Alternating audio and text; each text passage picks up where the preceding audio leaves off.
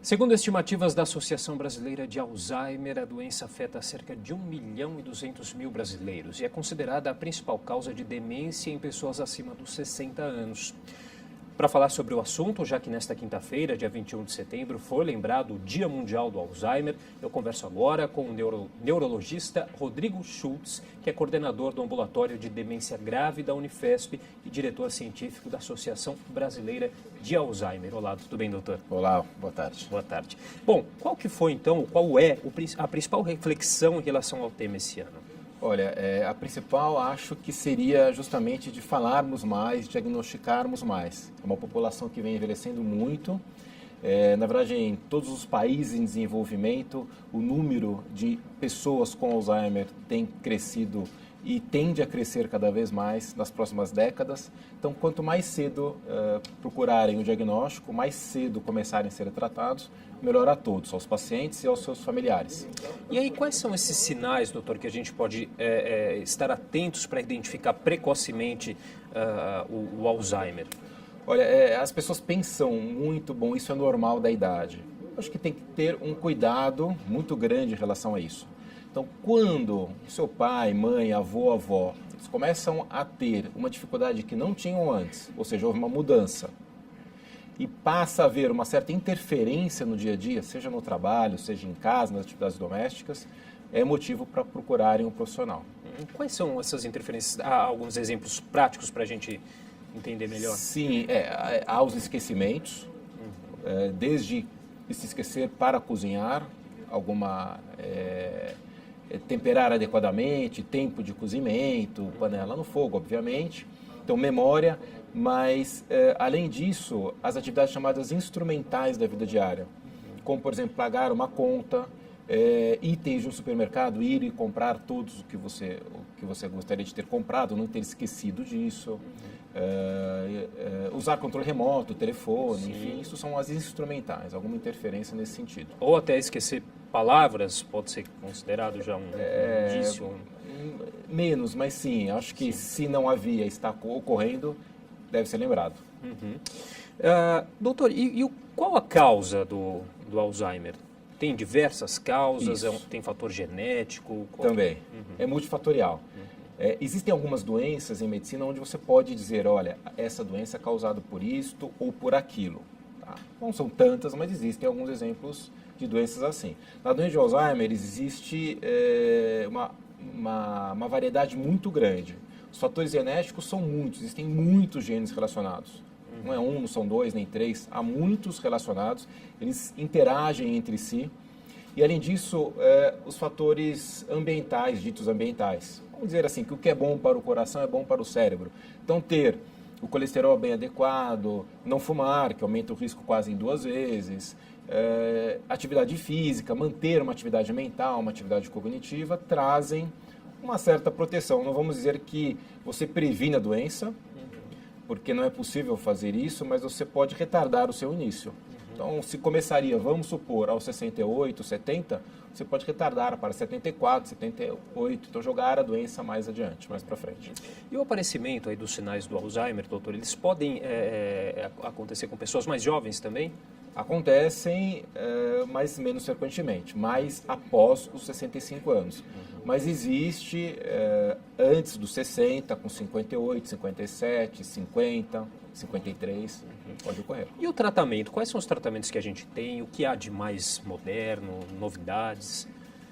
Olha, é importante que se diga que existe um tratamento farmacológico, ou seja, à base de remédios. Um tratamento não farmacológico, que é extremamente grande e amplo, e envolve outros profissionais, então fonoaudióloga, fisioterapeuta, nutricionista, enfermeira, musicoterapeuta. Agora, em relação ao tratamento farmacológico, não temos nada de novo. Na verdade, há quase 15 anos não temos nenhuma droga aprovada para a doença de Alzheimer. Estamos aguardando remédios que funcionem para o controle da doença em si. Nós temos até agora remédios que ajudam nos sintomas. Então, um que age na acetilcolina, melhorando a oferta desse neurotransmissor, e outro que age inibindo uma atividade excessiva de um outro neurotransmissor que é o glutamato. O primeiro, melhorando a oferta da acetilcolina, existe na rede pública. O segundo, que impede a hiperatividade do glutamato, esse outro neurotransmissor, não existe, a necessidade de ser comprado. Bom, então, aí, quer dizer, o mais importante ainda é essa questão do esclarecimento, da disseminação aí, da informação. As pessoas ainda sabem pouco sobre a doença? Sim, isso existe ainda. Caiu muito, mas as pessoas ainda não procuram como deveriam, acham que é normal da idade, mesmo os próprios colegas, profissionais da área, não digo apenas médicos, porque todos deveriam saber sobre o assunto. Tá? Ainda não se sabe muito sobre a doença e pouco se encaminha, ou seja, há muitas pessoas que não são diagnosticadas e até, enfim, a partir daí, até não bem tratadas, porque há muitos remédios, substâncias que são ditas que podem ajudar e realmente, de fato, não funcionam. Então, é procurar o diagnóstico e esclarecimentos quanto ao melhor tratamento disponível.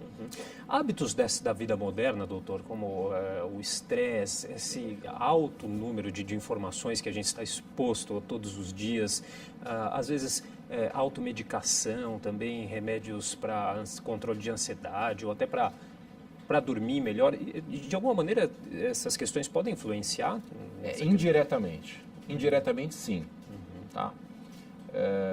Porque a gente sabe, né, que hoje em dia as pessoas acabam estando mais estressadas, acabam se automedicando muito também, isso acontece. Os remédios em si, não. Os remédios não causariam ou seriam responsáveis. Vamos dizer até que o deprimido que trata adequadamente a depressão e que toma um antidepressivo, faz uso de um antidepressivo, ele tem um controle melhor dos sintomas e pode ter até uma proteção num certo sentido aí. Ou seja, não é errado tratar adequadamente de um transtorno psicológico ou psiquiátrico. Agora, como eu disse, os maus hábitos, sim. Porque o indivíduo que é estressado, que tem muitos desses transtornos, ele também tem maus hábitos. Então você não pode dizer que é difícil isolar, entendeu? A questão, o estresse. Não, porque o estressado também, o colesterol ele não controla, ele fuma, ou ele não faz atividade física. Então, uma questão, um fator é acompanhado do outro. Então, deve ser avaliado, melhor seria individualmente. Mas por si só, acho que não, o estresse apenas não. O estresse não é fator disso, apenas não. Então, só para a gente deixar claro, é possível evitar, de certa maneira, aí, o Alzheimer ou fazer com que ele aconteça mais tardiamente? Sim, é possível. Na verdade, os estudos, os trabalhos, os congressos mostram muito isso. Como não há nenhuma droga, como eu disse, que modifique, você tem que pensar em prevenção. E há alguns países, como os norte-americanos, eles têm bem claro isso. Olha, tendo menos diabéticos, teremos um menor número de pacientes com Alzheimer e aí um custo menor em função disso em 2050. É algo que vem bem vinculado, porque no fundo é uma questão de saúde pública, né? Agora, só uma última pergunta, doutor. Os danos cometidos pelo Alzheimer, eles são irreversíveis? São irreversíveis. O que se faz de orientação em relação ao tratamento não farmacológico é criar mecanismos para que a estrutura celular, neuronal, cerebral remanescente possa fazer o que aquelas que foram danificadas deixaram de executar. Ok. Doutor, muito obrigado pela participação. Eu que agradeço a oportunidade.